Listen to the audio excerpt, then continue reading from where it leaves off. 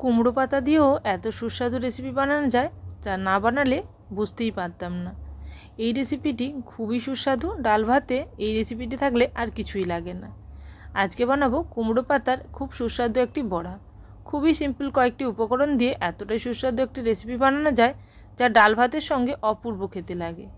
চলুন তাহলে দেখে নিই আজকের রেসিপির জন্য কি কি লাগছে এবং কিভাবে বানাচ্ছি। আজকের রেসিপিতে প্রথমেই যেটা লাগবে কুমড়ো পাতা। কুমড়ো পাতা একেবারে নরম কুমড়ো পাতাগুলো নিতে হবে এবং খুব ভালো করে ধুয়ে পরিষ্কার করে নিতে হবে, যাতে কোনো পোকামাকড় না থাকে। তারপরে কুমড়ো পাতাগুলোকে একের ওপর এক এইভাবে সাজিয়ে দিতে হবে। আমি 10টি করে পাতা নিয়ে এরকম একটি বান্ডিল তৈরি করছি। এই বান্ডিল তৈরি করার কারণ আমি পরে বলছি। দেখুন, প্রথমেই কিন্তু এরকম আমি 3 থেকে 4টি বান্ডিল তৈরি করে নিয়েছি। প্রত্যেকটা বান্ডিলে 10টি করে পাতা নিয়েছিলাম। এই পাতাগুলোকে আমি সাজিয়েছিলাম এই কারণেই, যাতে খুব তাড়াতাড়ি পাতাগুলোকে খুব সহজে কাটা যায় এবং খুব মিহিভাবে কাটা যায়। দেখুন, এইভাবে ছোট ছোট করে কাটার জন্য এইভাবে কিন্তু বান্ডিল করে নিতে হবে। তারপরে এইভাবে একেবারে চাকা চাকা করে কেটে নিয়েছি। তারপরে সেটাকেও আবার ছোট ছোট টুকরো করে কেটে নিলাম। আরও একটি পদ্ধতি দেখিয়ে দিচ্ছি। দেখুন, এইভাবে বান্ডিলটা ধরে এদিক ওদিক করে কিছুটা ক্যাটচা করে যদি কাটা হয়, তাহলে কিন্তু পরে আর কাটতে হবে না। একবারেই কিন্তু এরকম ছোট ছোট মিহি করে কাটা হয়ে যাচ্ছে। এইভাবে প্রত্যেকটা কুমড়ো পাতা খুব সহজে খুব তাড়াতাড়ি কাটা হয়ে যাবে এবং একসঙ্গে যেহেতু অনেকগুলো পাতা কাটা হচ্ছে, তাই খুব কম সময়ে আপনারা অনেকগুলো পাতা বানিয়ে নিতে পারবেন। শুধুমাত্র পকোড়া নয়, যদি এই শাক ভাজা খেতে চান তাহলেও কিন্তু এইরকমভাবে কেটে নিতে পারেন। এইভাবে আমি 3 থেকে 4টি বান্ডিল কুমড়ো পাতা নিয়ে খুব সহজভাবে কেটে নিয়েছিলাম। কুমড়ো পাতাগুলো কাটা হয়ে গেলে একটি প্লেটের মধ্যে তুলে রাখছি। সমস্ত কুমড়ো পাতা আমি এরকমভাবে প্লেটের মধ্যে তুলে রাখলাম। এবার লাগবে একটি বড় সাইজের পেঁয়াজ এবং সঙ্গে 2টো কাঁচা লঙ্কা। কাঁচা লঙ্কার পরিমাপ আপনারা বেশি ও কম করতে পারেন। যদি শুকনো লঙ্কা ব্যবহার করেন তাহলে কাঁচা লঙ্কাটাও নাও দিতে পারেন। তবে আমি এখানে যেহেতু শুকনো লঙ্কা ব্যবহার করব না, তাই কাঁচা লঙ্কা 2টো দিচ্ছি। এরপরে পেঁয়াজটাকে এইভাবে রাফলি চপ করছি। পেঁয়াজটা খুব বেশি ছোট বা খুব বেশি বড় নয়, মোটামুটি মাঝারি করে রাফলি চপ করে নিলাম। এরপর কাঁচা লঙ্কাও কুচিয়ে নেব। এখানে আমি 2টো কাঁচা লঙ্কা দিচ্ছি। আপনারা চাইলে এর থেকে বেশি কাঁচা লঙ্কাও দিতে পারেন। তবে যদি ঝাল কম খান তাহলে কিন্তু অল্প কাঁচা লঙ্কা দিয়ে বানাবেন, তাতেও কিন্তু টেস্ট একই থাকবে। এখন এইভাবে কাঁচা লঙ্কাগুলো কুচিয়ে নিয়ে আমি নিয়ে নেব কয়েক কোয়া রসুন। এখানে আমি 6 কোয়া মতন রসুন নিয়েছি। প্রথমে রসুনের ছালগুলো ছাড়িয়ে নিচ্ছি। তারপরে রসুনটাকে একেবারে ছোট টুকরো করে কেটে নেব। চাইলে আপনারা রসুনটাকে থেঁতো করে নিতে পারেন বা কুড়িয়ে নিতে পারেন। তবে রসুনটাকে বাটা অবস্থায় দেবেন না, এতে কোনো রকম ভালো লাগবে না, বরং ফ্লেভারটা আসলেও মুখে কিন্তু পড়বে না, তাতে খেতে খুব একটা বেশি ভালো লাগবে না। জানি আমরা পকোড়াগুলোতে একটু কুচি করে দিলে খেতে বেশি ভালো হয়। এখানে রসুনটাকে আমি একটা ছুরির সাহায্যে একেবারে ছোট রাফলি চপ করে নিচ্ছি। আর এখানে চাইলে আপনারা আদাও দিতে পারেন। আর যারা চান রসুন দিতে না, তাহলেও কিন্তু দিতে নাও পারেন, কোনো অসুবিধা নেই।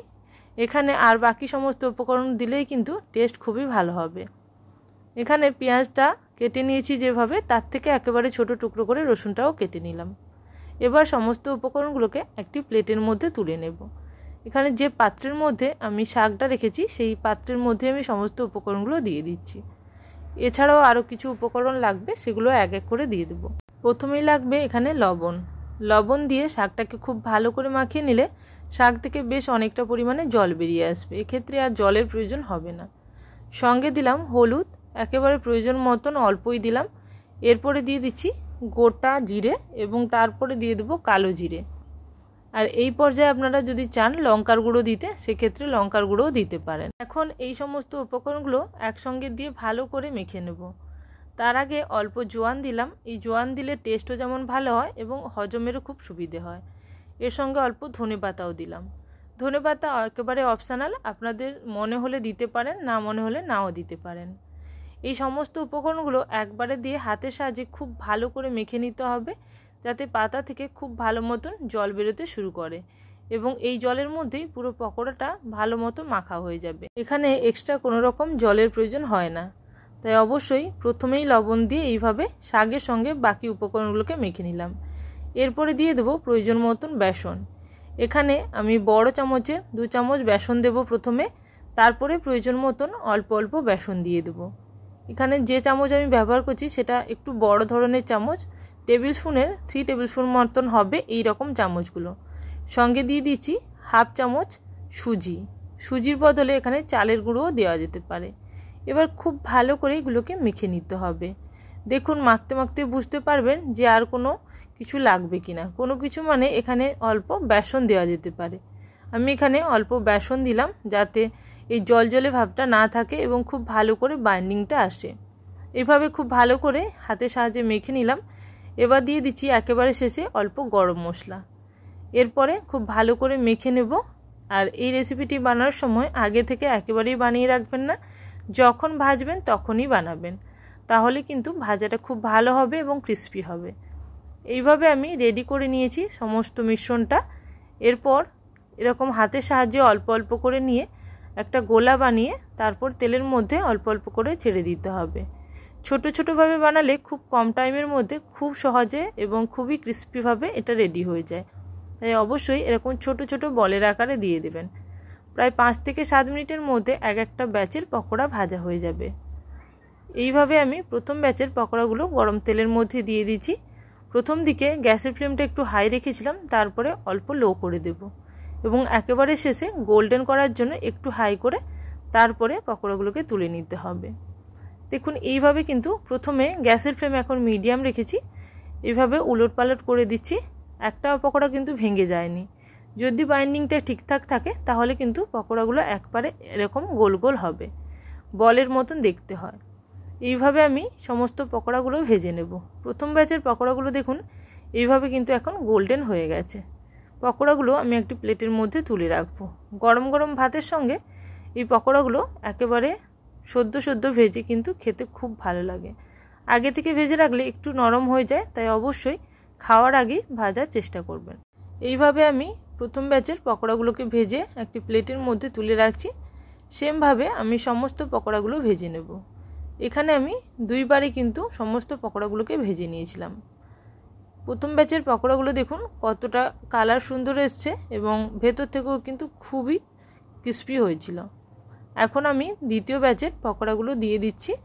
দেওয়ার পরে আবারও গ্যাসের ফ্লেমটা একেবারে প্রথম দিকে স্লো রেখেছি, কারণ এতক্ষণ তেলটা বেশ ভালো মতনই গরম হয়ে গিয়েছিল। তাই অবশ্যই প্রথম দিকে একটু স্লো রাখলাম, তারপরে আবার মিডিয়াম করে ভেজে নেব।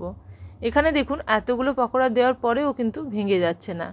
যদি আপনাদের বাইন্ডিংটা ঠিক থাকে আর জলের ব্যবহার না করেন তাহলে কিন্তু এইভাবে সমস্ত পকোড়াগুলো খুবই ক্রিস্পি হবে এবং খেতেও ভালো লাগবে। তাহলে এই রেসিপিটি একবার বাড়িতে ট্রাই করে দেখুন, আশা করি আপনাদের ভালো লাগবে। ভালো লাগলে অবশ্যই কমেন্ট সেকশানে জানাবেন।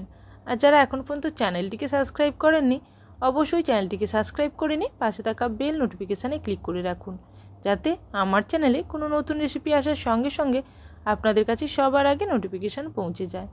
তাহলে আজকের জন্য এই পর্যন্ত, আবারও চলে আসবো নতুন কোনো রেসিপির সঙ্গে। ততক্ষণের জন্য সবাই ভালো থাকবেন, সুস্থ থাকবেন। Thank you for watching my video.